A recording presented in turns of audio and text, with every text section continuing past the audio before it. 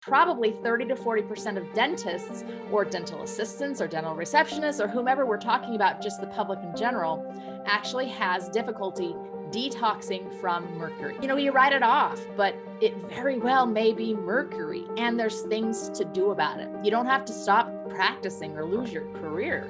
So I really want dentists to know, you need to look into this. You need to look and see if it's something that could be affecting you. I also believe that a lot of times as practitioners, we're competent. We actually are pretty good at a lot of things. We could probably do the finances and the business, maybe better than the person that we've hired to do it. We could probably do the hygiene, but that doesn't mean we should. We could do it better. And so I think that's where you have to ask yourself, what do I want? Really creating those networks and those interconnected practitioner bases where you live is really where my next sights are. I really want to help practitioners be able to support one another and care for people better. Good day, everyone. This is Dr. David Phelps of the Freedom Founders Mastermind Community and the Dentist Freedom Blueprint Podcast. Today, I am joined by someone I have really come to appreciate very much, and you will too today after we have a chance to get into the conversation. Dr. Michelle Jorgensen is with us today. Michelle, how are you doing? Great. Thank you so much for having me on. You said a minute ago, you said great, but crazy because you're a person who is involved in high energy. It wasn't always that way. I'm going to give people a little bit of your background, and we'll jump into where you started, where you came from. This is going to be a great story, and I'm interested in jumping right into it. So let me give people a little of your background. Dr. Michelle Jorgensen is an author, speaker, and health-based dentist. She has written, now it says here 3 books, but I checked, it's more than that. It's 5. Yeah, well, 5, I sent you the old version, I think. Yeah, I've got more here. I pulled up. So you also run an education center for living well, which is what we're going to talk about today. After practicing traditional dentistry for 10 years, Michelle became sick from drilling out mercury fillings. Her own healing journey led to her create the Total Care Way, an answer to chronic disease. Patients from all around the world seek out her care. She's received certifications as a therapeutic nutritional counselor and as a traditional naturopath. A busy mom of 4, she loves to spend time with her family. She is happiest when she's teaching and helping people. And I know that to be true about you. That's one thing. When I get to talk to people that I know well, I know from where you come from. I know where your heart is, your passion. So let's talk about that, because what you have created, what you developed, which is what I love, is it's based on your story, your pathway, your own journey, what became important to you, but realizing that what became important to you, your health in your life, your crisis, has turned into helping other people. That's where I think the heart of anything should come from, if it's possible. So take us back. Yeah. So, I don't know, it sounds like your listeners are mostly dentists or at least in profession. And I'm just one of you as well. I'm a dentist, have been for 25 years. My father and I were practicing together, and, he's still practicing at 73. And so he's now working in a prison of all things. But I watched him practice, and he didn't have a sick day in his whole career. And I just thought that's how it went. And we had a busy practice together, doing a lot of cosmetic dentistry, and I started getting really sick, and I didn't know what it was. And, you go to the typical things, you start seeing doctors and doing blood tests, and no answers anywhere. I was having a lot of gut problems, but nowadays that's kind of, everybody has gut issues. So I just thought, oh, it's just what happens. But a big one is that my hands started going so numb, I couldn't change a burr. So I couldn't actually change a burr out of a handpiece anymore. I didn't have enough dexterity. So I knew that things were going south quickly, and I didn't know what it was about or why, and no doctors could give me answers. So I actually had my practice for sale. And finally, I was trying to figure out, am I going to coach? Am I going to, what am I going to do? This is my entire career, my family's livelihood. What's going to happen here? I was in my late 30s, and someone said, have you ever looked into mercury poisoning and mercury toxicity? And I had never heard anything about that other than, if you've been through dental school, you've heard of Hal Huggins, and they tell you, if you talk about mercury and then it's a problem, you'll lose your license. So that's pretty much the whole mercury talk I got in dental school. You probably got the same talk. Yep. If you talk about it, you're going to lose your license. So I told this practitioner, I said, I don't have any mercury fillings. I don't have any amalgam fillings. I don't think that's my problem. And he said, aren't you a cosmetic dentist? Don't you drill those fillings out every day? And I said, well, yeah. And he's like, it's not the fillings you have. It's the ones you've been drilling out, breathing in for the last, 10, 15 years. I had never given it a second thought. Again, my dad's practicing, 73, right. Never a sick day. No problem. Yeah. So I thought this couldn't be from my profession. This can't be from dentistry because he's fine. Anyway, I thought, well, it's worth a try. I've tried everything else. So I got tested, and that's what it was: mercury off the charts. Wow. So all of a sudden my symptoms made sense, because gut issues are related for sure. Any neurologic symptoms, so numbness, Yeah. hands, but my memory also was just trashed, and I've always had a good memory. So this is what it was. And the doctor said, all right, if you're going to get rid of it, you can't keep putting it in. So you've got to figure out, can you keep doing dentistry?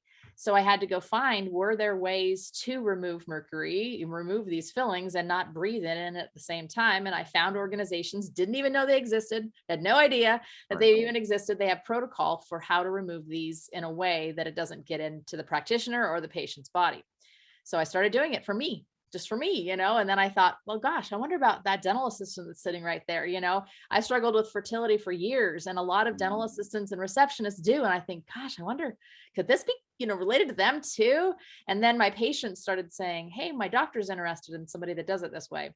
Could we start sending people your direction or tell them about you? So doctors started sending people, and honestly, that's how I learned. They knew way more about this than I did. They would bring me books and say, hey, why don't you read this? Why don't you learn about this? And I'd start to learn. And then finally, they just started saying, well, if you're doing this, have you looked into this as well? And they started presenting things to me that they were looking for from a practitioner. I didn't have a clue what they were. And at that time, it wasn't easy to find. I went to learn about ozone at a veterinary conference, things like that, where I was just going all over the place, trying to find how to piece these things together. And all of a sudden, what I found was a way of practice that people are looking desperately for oftentimes. And my practice has grown exponentially since we've changed the focus to health. So I didn't arrive here purposefully, Yeah. but it's where I'm at now. Yeah, it's an amazing story. Based on your research, now that you've got into it for some 15 years, what do you believe is the percentage of people who are affected by mercury poisoning at some level? I'm sure there's all levels of gradation. Some people, deal with it, and other people are greatly affected. What's the percentages look like, Michelle? So the interesting thing is what I've learned about myself is doing some genetic testing. I found that I have what's called a methylation problem. And Mm, methylation is the way that our liver targets toxins. So it's like the UPC code on a toxin to say, hey, this is bad, get rid of it.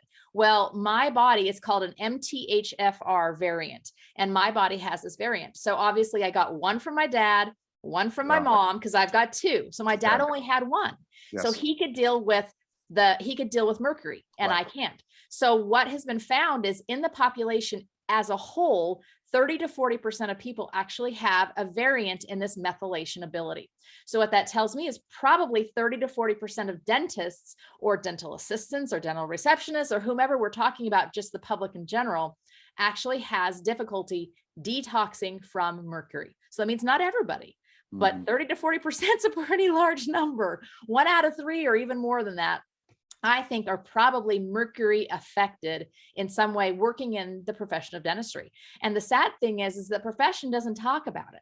So Mhm. we don't know. We don't know, first of all, to be concerned. We don't know to look at symptoms that might be correlated. We just think that we're getting old, or we're getting, whatever, we're tired, whatever it might be, we just can't remember things because, everybody does when they get older, and, you write it off. But it very well may be mercury, and there's things to do about it. You don't have to stop practicing or lose Right. your career. So I really want dentists to know, you need to look into this. Like, this is a real thing. It's not, I'm not making this up here. You need to look and see if it's something that could be affecting you.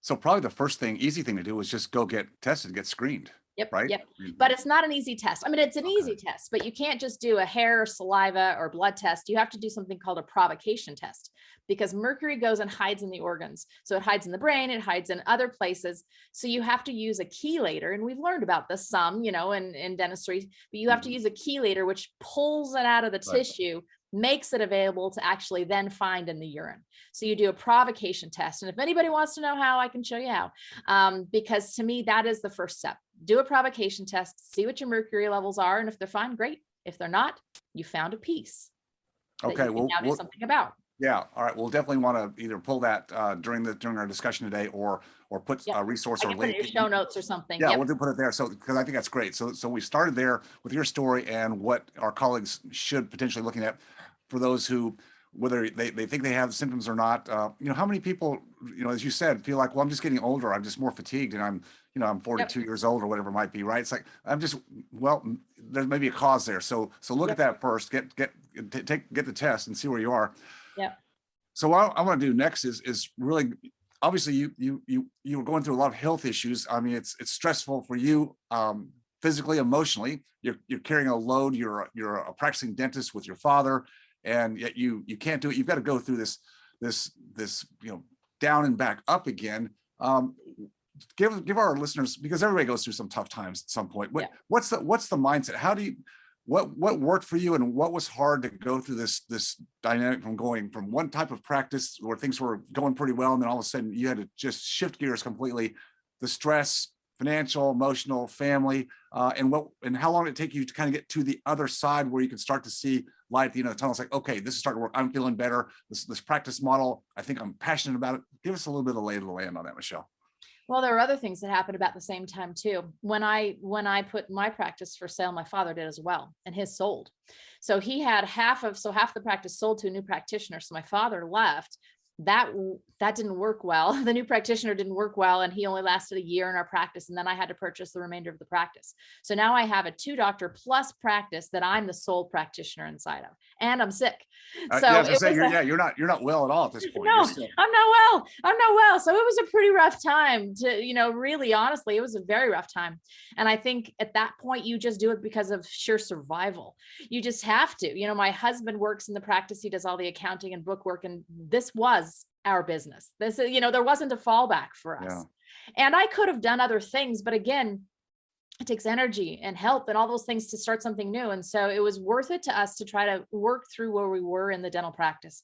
So I started bringing in associates, and, just started with one and had one for a little while before we brought in another, started bringing in associates. But actually that turned out to be the best thing possible, because as we were transitioning the practice, anytime you do something new, it's a change for everyone, and a change in mindset for everyone. Yes.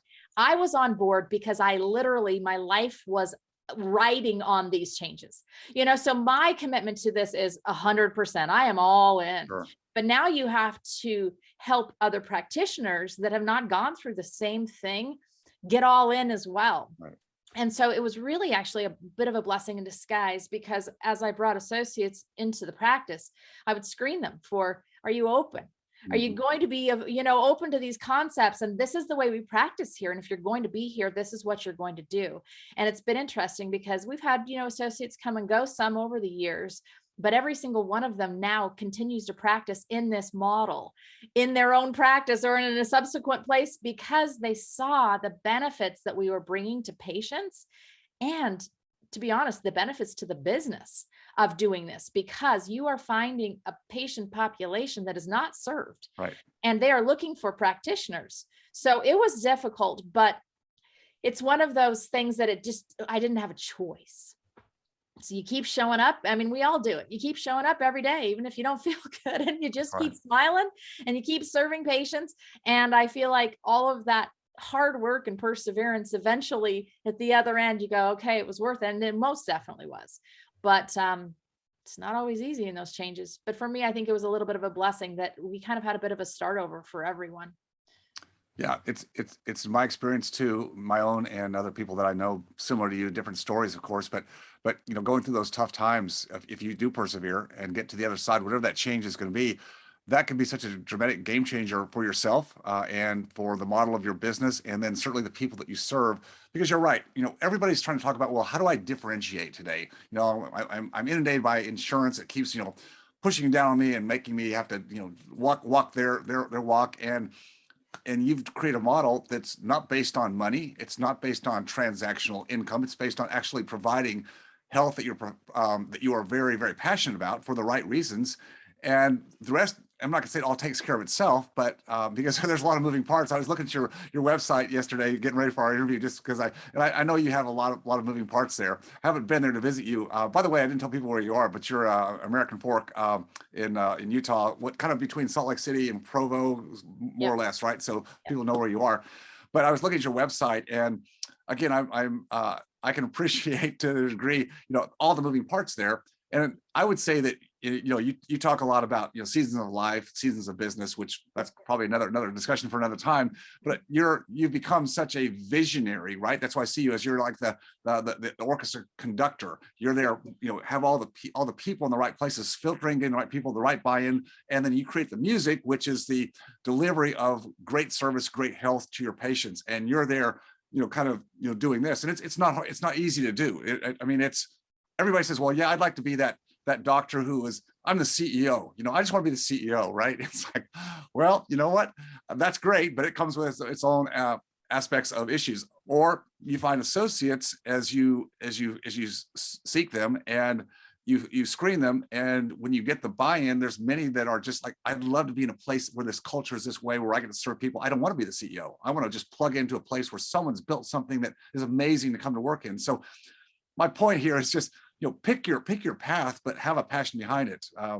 Yeah. But there was a question in there somewhere, Michelle, and I blew right by it. My enthusiasm. I think where I was going with that is as you have found the need, the patients, the underserved marketplace, then you had to make a decision, of course. Well, do I grow? Should I grow? How do I grow? How do you do that? There's a passion to serve, but there's also, there's going to be a lot of moving parts here. And, where do you and your husband kind of decide, and how did that grow in your aspirations?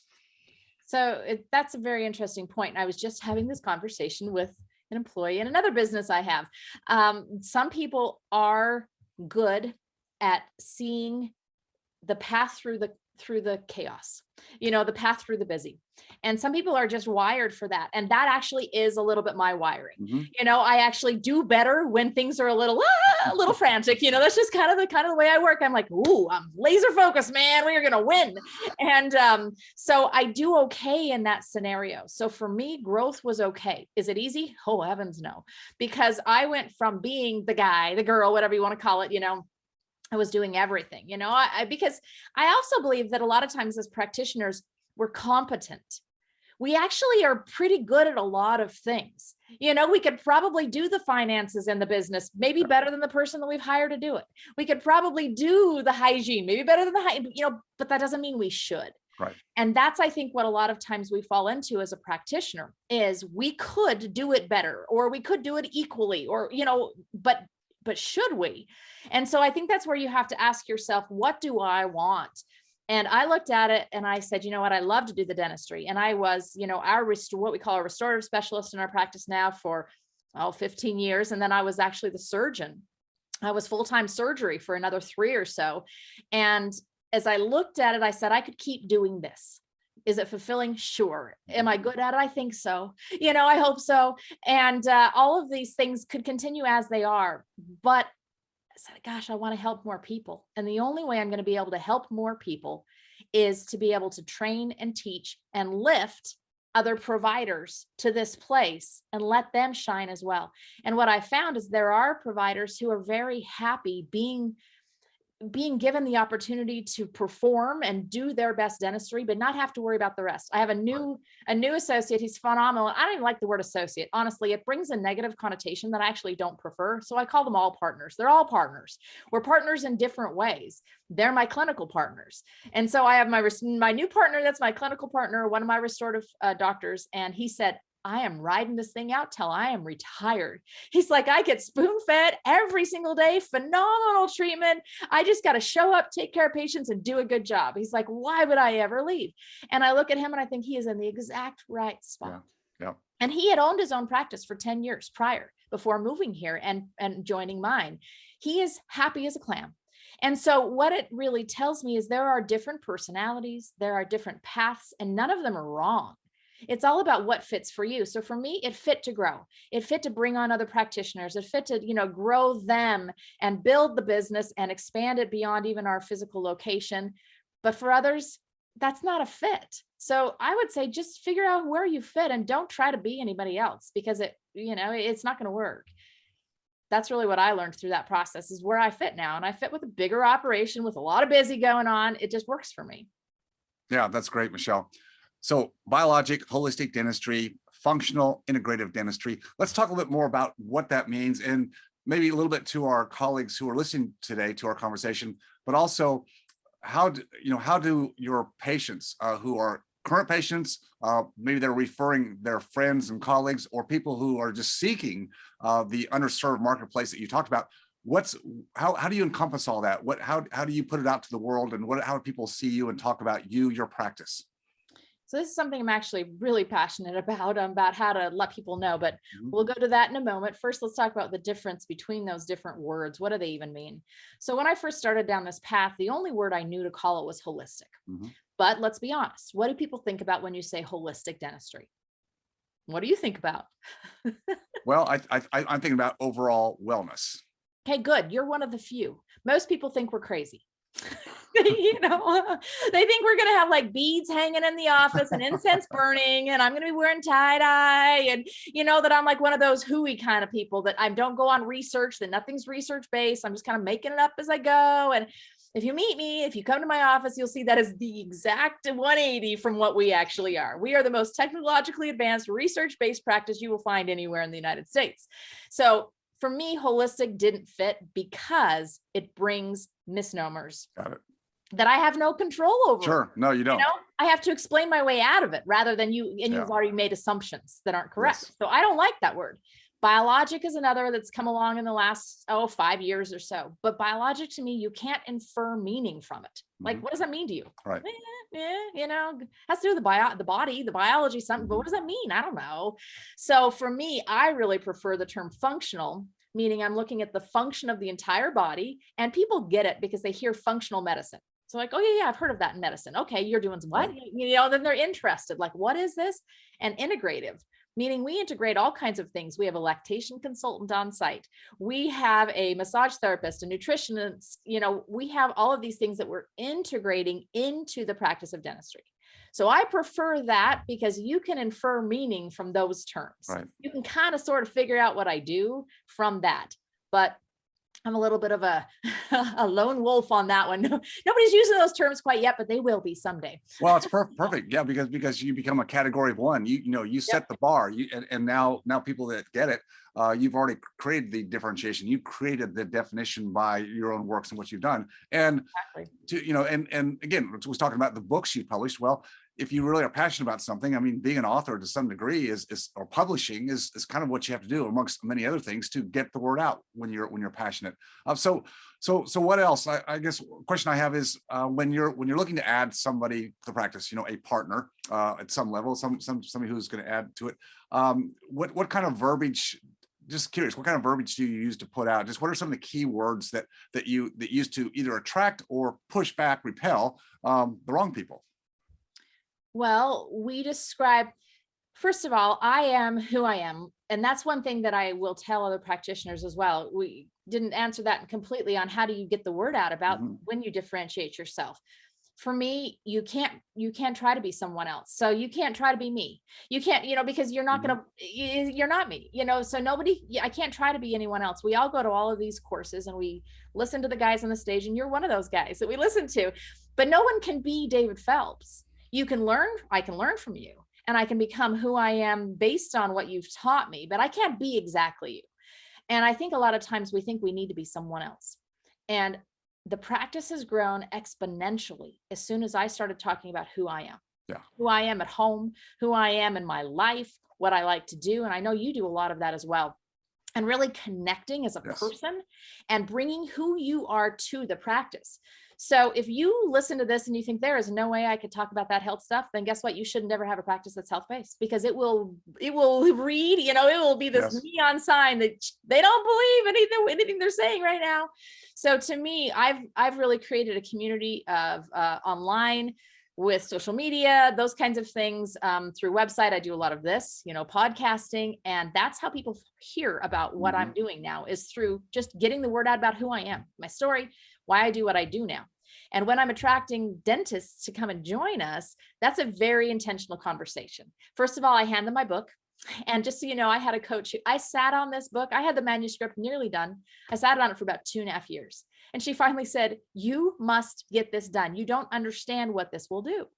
And I said, I don't think it's going to do anything. Like, it's going to sit there on the shelf. Nobody's going to buy this book. She's like, I don't care if they buy this book. You're going to give this book to them. Right. you're going to tell them what you do, and the book will help them understand. And now it's been the biggest thing I could have ever done. But now with a new doctor, I give them my book. I give them my tooth powder. I give them research. And I say, I want you to read this and tell me what you think. And that's the starting point. And if they go, whoa, I don't know, this has to be 100% what you feel is okay inside, because people will read through you if you don't believe it. So we start there. Obviously, there's a lot of things that they love about the practice. We're fee for service.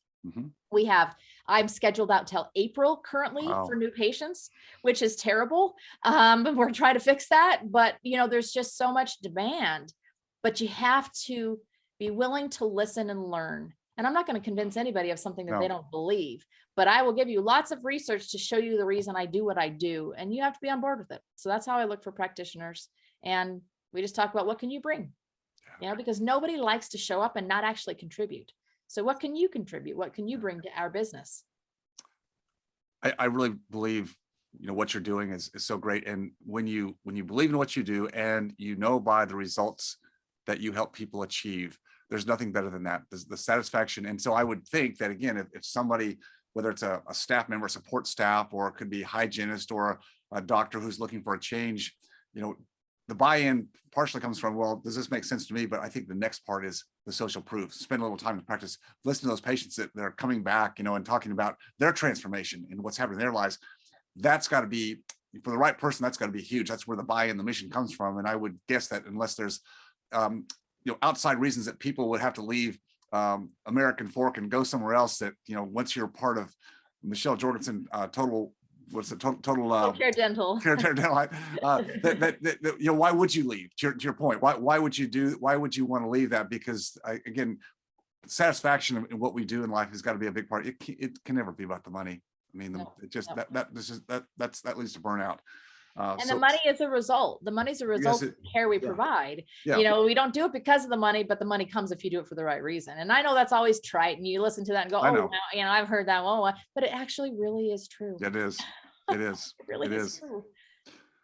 Well, obviously, you've always been very much in terms of your own personal growth, personal and professional, technical. I mean, that's who you are. So curious, advancing, then finding a real cause to advance more into. And with all the books you've written, and I think we're somewhat similar in that there's an idea a minute that seems to blossom, right? So how do you try? I should say try to focus on growth or moving to the right next thing. I mean, what kind of filters does your husband help you with that? Do other people help you with that? What do you do when you have that kind of ideation happening all the time? My husband's tired of that job. So he has delegated that job to two others. So I have two other coaches in my life that I use. In fact, just this morning I was on a Zoom call with one, and he shot down an idea I had. It was so rude.